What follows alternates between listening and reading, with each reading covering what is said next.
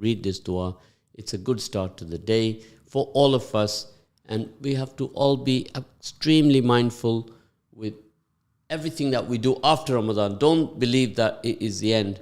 The spirit of Ramadan, all the good deeds, we have to continue them, because then if we start doing the bad deeds, Allah will take away all our good deeds. And it's a lesson that was taught to me some time ago, and I've never forgotten it. It's always stayed with me that we must continue with these good deeds, otherwise Allah can take away all our good deeds. So this is very important that we must all adhere to this.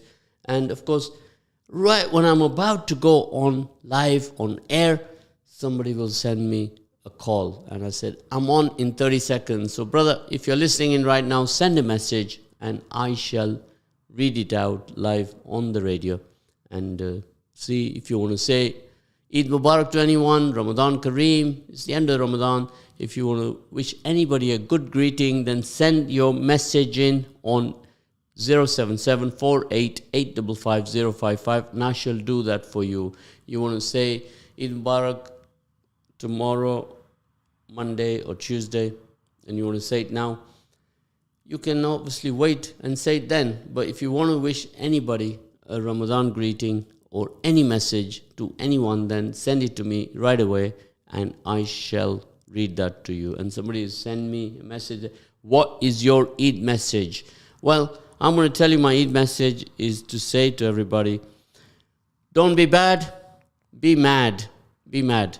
And we say that all of the time, that be mad and make a difference. The MAD stands for make a difference to another. That's what you have to do. And the kindness lies within the art of giving. When you are being kind to someone, you're making a difference to someone, then that is the reward that you will achieve from Allah subhanahu wa ta'ala, right? So all of you listening in right now, of course, there is the MAD initiative conducted by BBC Radio Leicester. So if you have anybody, today is the last day for nominations.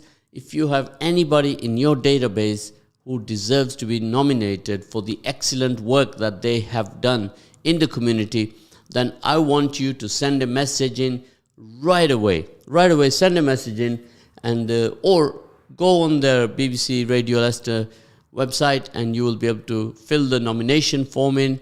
Organization, individual, anybody that you know that deserves a mention. I want you to do that right away.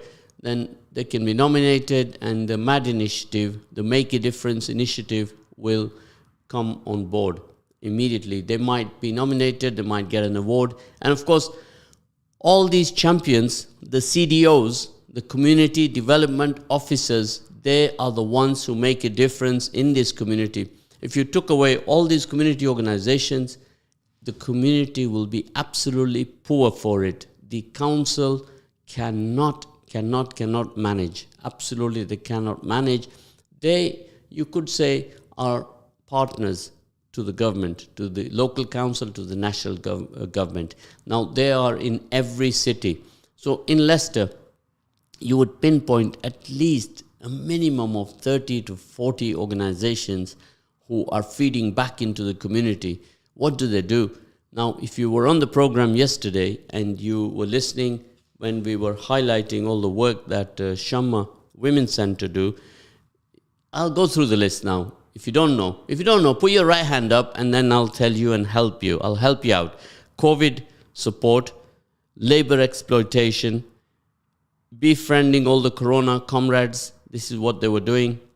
All other programs that they have in their system is textile training, mental health, cooking lessons, domestic violence. How's that for a list?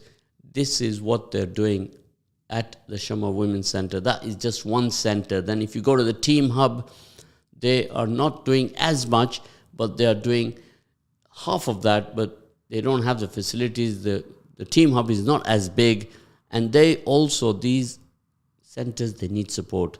They need support from us. They need support from the council. They need support from the national government for the work that they do. They are based, somebody's already sent me a message saying, where is the Team Hub? The Team Hub, if you Google it, you'll see it's based in the area called New Parks.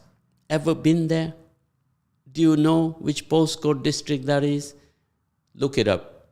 Get to know your city. The more you know, the better you be for it. All throughout the month of Ramadan, for 30 days, I've been asking the question that please get to know your city. Get to know who are the people right now that are your members of parliament. Split your city up in regions, get to know what are these regions. So when somebody will say to you, Leicester East, you got to know what is Leicester East, which are the regions that comprise into Leicester East. Or somebody will say to you, Leicester South, you got to know who's the MP, where is Leicester South. All of this will help you to go and place your vote. Very, very important. You have to go out and place your votes based on the knowledge. And knowledge of your city is absolutely essential.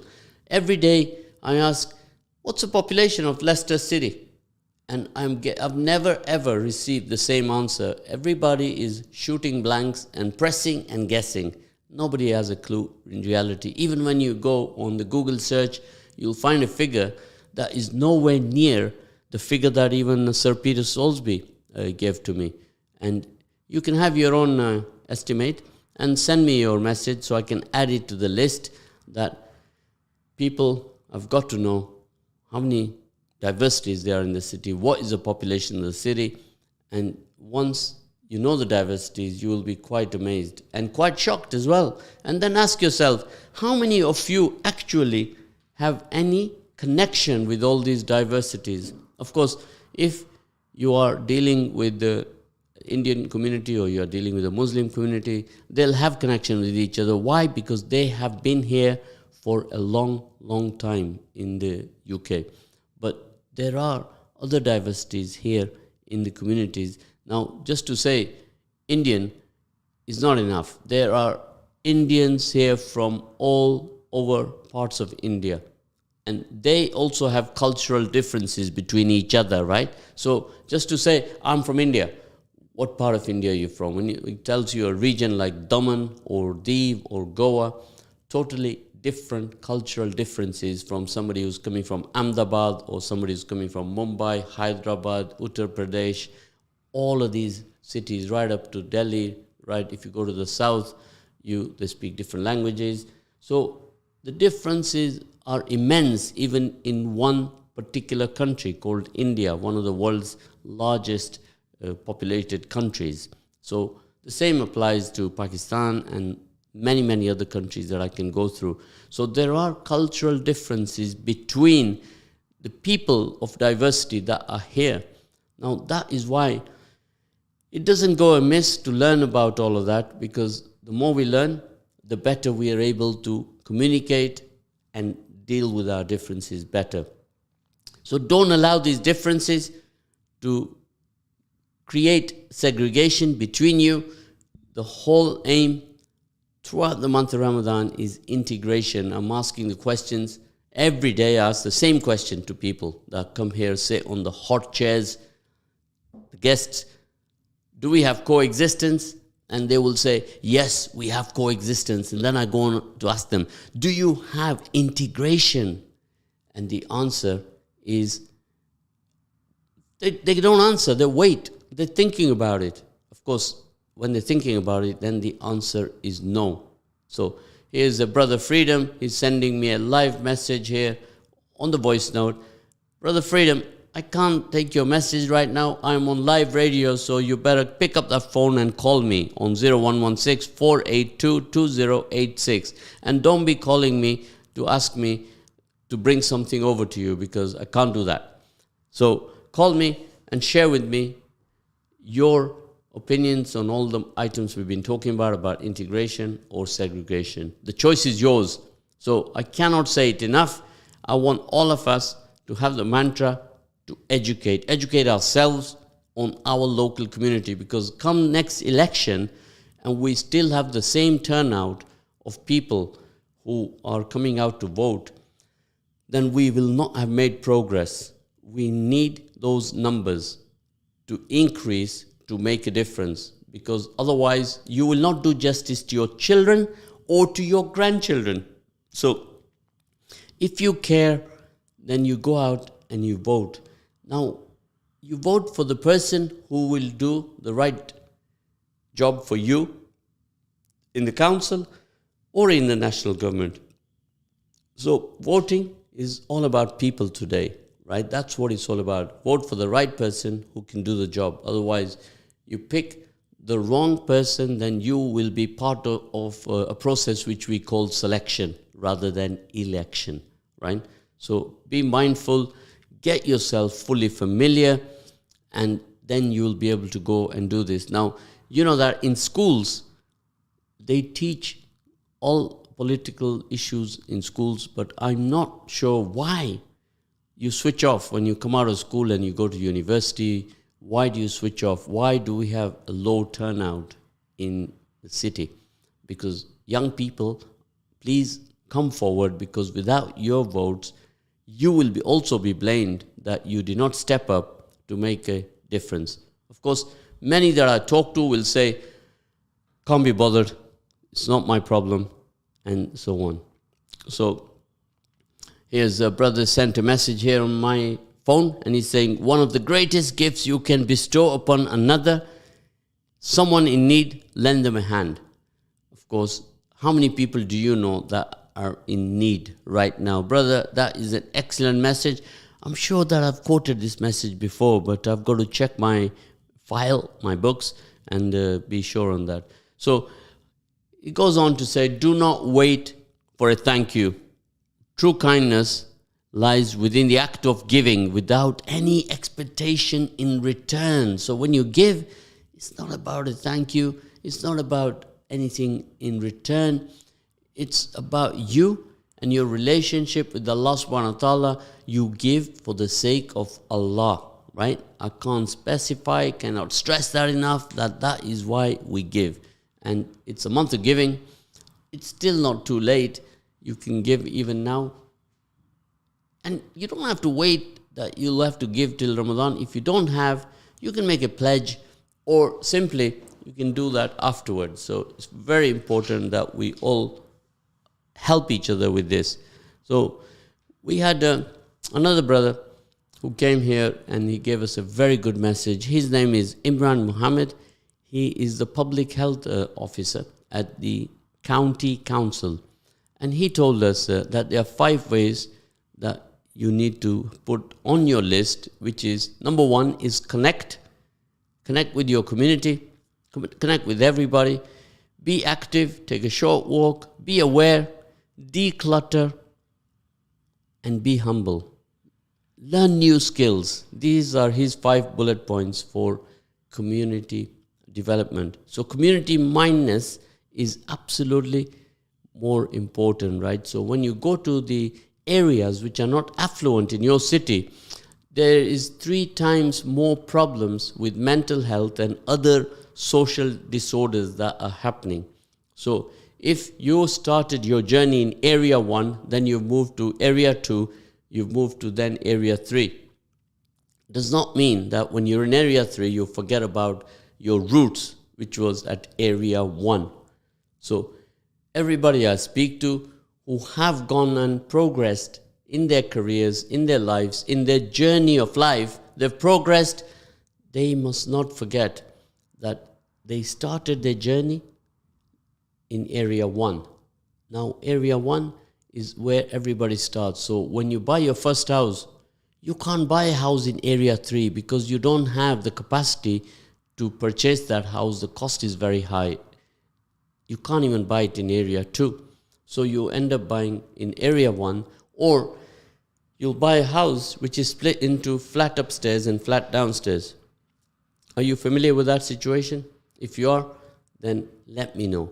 All of us have been through that journey. We started in area 1, we moved to area 2, and then we moved to area 3.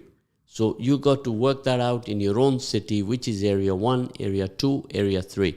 So we must never forget the people that live in area 1 and what support we can give them, because if they are 3 times more likely to be suffering from social disorder issues or mental health issues, why is that? Why is that? Is because society simply neglects and forgets about all of those people that are living there. And when it's time to vote, all of those people are expected to deliver and vote for their councillor or their MP. And that is not fair, is it? It's not fair at all. So that's why they become disenchanted from the system. And this is a big problem, right? So each person has their own view on this, but we must always remember the month of Ramadan is a time for reflection. It's a time for reflection to look back, to see what we did wrong, and what we have to do to fix that problem so we can get better for tomorrow. That is what we have to do. And all these human emotions have to be shared with each other. That is absolutely important. So please do listen on that. And another good message I have here on my phone is, can I have the contact for Healing Little Hearts? Of course, that contact, you can pick it up from their website. Go on there and you'll pick it up very easily, Healing Little Hearts. And a brother who had come here, Brother Sanjeev Nichani, and talked to us about the 20 different missions they have planned for 2022. Of course, 2021, 2022, they were a little bit slow because of COVID, like the rest of the world, but they are now starting to work very hard. In 22, 7 missions already have been accomplished, and they've even been to Palestine. Look at this. Palestine, all these medics, almost 10 in a team. I went on one of their missions in Karachi to a hospital, and they carried out a number of operations on young children with hole in the heart. So these children, if they don't get this operation, they're not going to live to be 3 or 4, because for these medics, they are like plumbers. It's a simple act of patching up that hole. And that's, imagine your artery, your veins, how small they are. And they have to go there and fix the hole so that that child can have a life. Now, when you see the look on the parents and they are standing there making du'as over the bed of their child, and when the child's eyes open up again, you see the look on the parents, and you will have tears in your eyes, because you will not believe the emotion, the happiness in them, that Allah, you have listened to our du'as. So this is the sacrifice of a parent for a 2-year-old or a 3-year-old that get operated on. Now, these medics, they go out in their own time, they take a week off, and they do this as their service to the community. This is how they serve the community, and they go all over the world. If you see the countries that they go to, you will be absolutely astonished. And there are so many people who are doing wonderful work in the community, and these are the community champions. They are in every city that you go to in England. So we must never forget them. They also have to be in our du'as, that Allah keep them working hard, and we keep on supporting them, because sometimes they rely on our support. If we don't support them, then the community will be poor for it. All of us will be poor for it. So we must support them. That is what I'd like to say to all my brothers and sisters who are listening in. We must know that, right? So we can all be working together as a team, brothers and sisters. You are listening to Z on Ramadan Radio on 87.7 FM. Educate, inspire, serve, and unite. That is what we say here. And of course, the 3 Ds. Somebody's told me, what about the 3 Ds on the message here? Well, the 3 Ds, I hope you remember them all and write them down. Discipline, devotion, detoxify, and save that for next Ramadan, because if you start with that mantra, you will have plain sailing. You'll be able to deal with Ramadan very well. And keep on with that mantra. Don't let it go. Don't let it go for anybody. So here the messages are coming in. Thanks for waking up, brothers and sisters. You are stars. If you've woken up early on a Saturday, then that is very good, right? So I'd like you all that you take part in the community and also call the radio and talk to us. And you can call us on 011648228086, or you can WhatsApp us on 077-48-855-055. That's what you have to do. And we had a great response for the cricket in Leicester. If you want your tickets, you better call in right now and you'll get 2 tickets for attending a match at the Leicestershire County Cricket Ground. And awareness again is important. How many of you know where is that county cricket club? How many of you know? If you know, then call me and let me know. And when was the last time you ever went there? Have you put your hands up, all of you listening in right now? How many of you have ever visited that ground? And let me know so I can be fully aware of what you know and what you don't know. So we're all here to help each other out, and we all here committed to building our communities even stronger than what they are today, right? If you're on board, get on this ship, because this ship is going to be sailing anytime now. It's right here at your doorstep. Get on that ship and help us work together as a team to build an even stronger community, right? So very important, brothers and sisters. I want all your youngsters to come on board. Now, when I'm asking parents that get your youngsters started very early in community engagement. So I'll tell you a little story. A parent came in yesterday with a 6-year-old boy. He said, my boy wants to talk to you. And I said, yes, what's your name? He said, my name is Muhammad Safi. I said, what do you do? And he said, I want to be, I'm not quite sure the name, don't quote me on that. I may have mistaken it, because there is another 10-year-old with a similar name. And this 6-year-old said, I want to be a policeman. At the age of 6, he wants to be a policeman. And I said, well, when do you want to be a policeman? He says, when I'm 16 years old, and until I'm 65, I want to be a policeman. How is that? When you ask parents, start your children early in community engagement, and a parent walked right through to bring his child here. So we showed him the studio, we sat him down. He was an absolute inspirational star. So at the age of 6, he's made plans. He's already planning his journey of life. Allah knows best, but this is how we have to engage our children at the age of 6. You take them out, you take them to places like the radio station, museum, and get them engaged. When was the last time anybody went to the Newark Museum? Anyone know what's happening there right now? If you do know, send me a message and I will be very happy. You can send me a message on 077-48-855-055. The Newark Museum currently, if you don't know, then I'm going to tell you in a little while. How many of you have been there?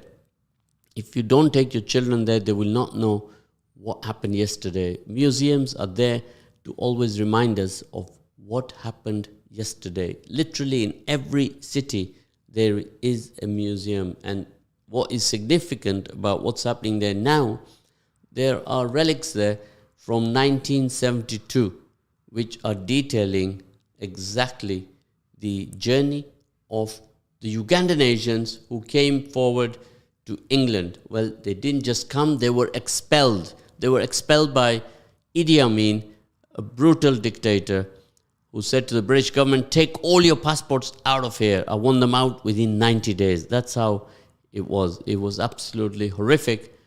90 days to pack up all your bags, leave everything that you own, and you have to get on a plane, herded like sheep, and then you have to fly over to England. You come here, you come to a totally new environment. Immediately, what hits you, for the younger people, excitement, because never been on a plane before like me, and then for the older people, immediately they get hit with stress, anxiety, depression. The seeds of depression are planted there and then as soon as they come out of that plane, or even when they get on that plane. And they don't forget, they reflect upon the last 10 years, which there's no treatment, there's no counseling, there's no help available.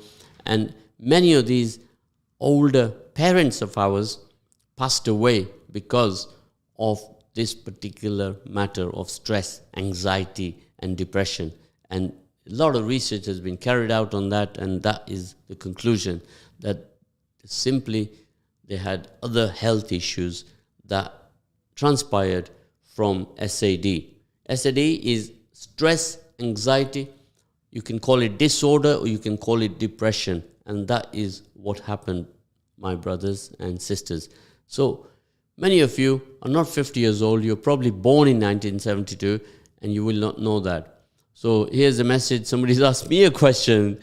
He's saying, Zed, what is the population of young people in the city of Leicester? What is the percentage of population in the city of Leicester under the age of 35? So who knows that? Why are you asking me this question? If I get it wrong, I will be in trouble when I go out there in the community that you did not know. How do you expect us to know? Of course, I'm going to tell you, it's a guess from me, the brother who's asked me that question.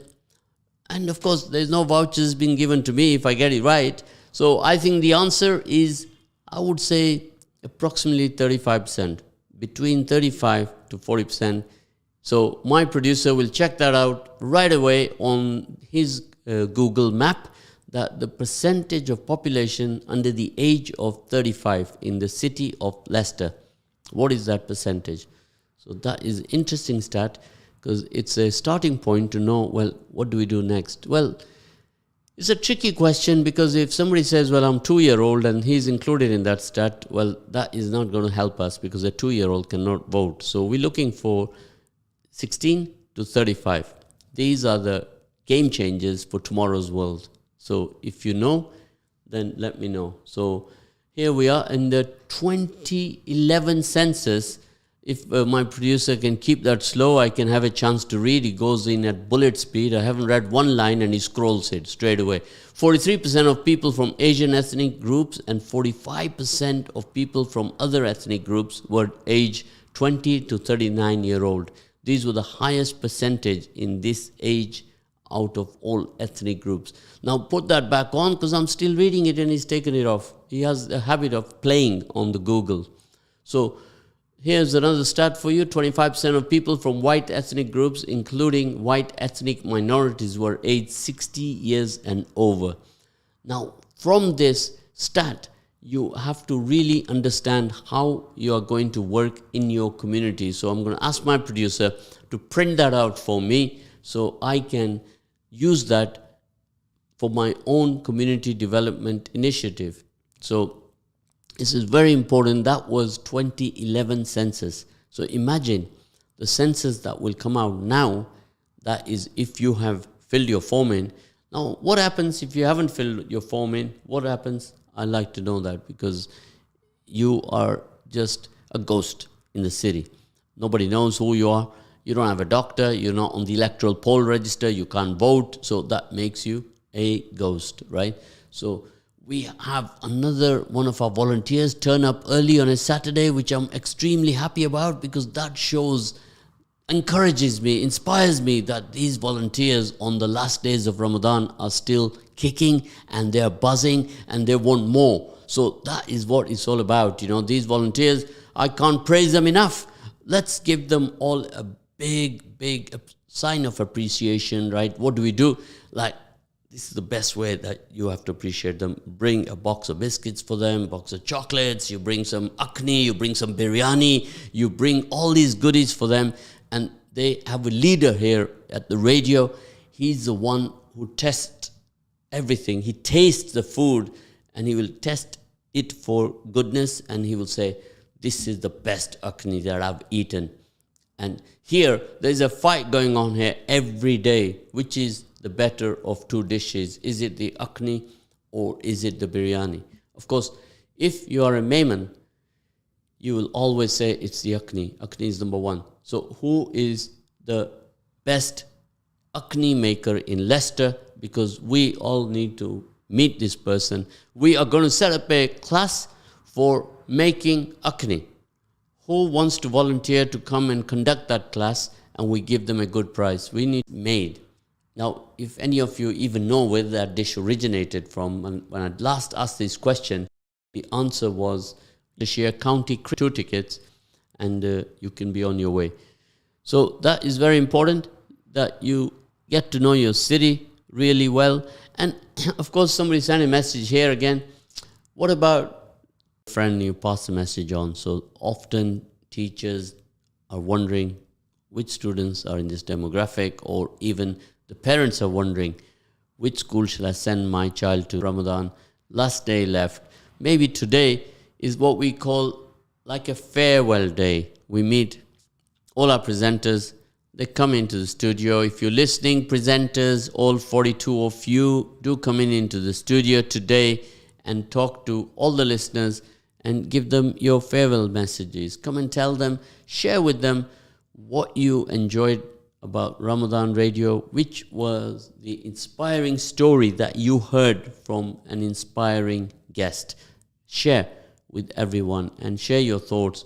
And of course, we are looking to develop journalists, media, social media, all youngsters who want to enter the field of radio or TV to come here and start their journey. Well, somebody asked me, well, what inspired you, Zed? I'll tell you what inspired me. A 10-year-old who came here today, not today, he was here last Saturday or Sunday, I'm not too sure. And he's the one who inspired me the most. And I see him as being a future asset, an asset in the community, leader. I think he is going to do wonders here.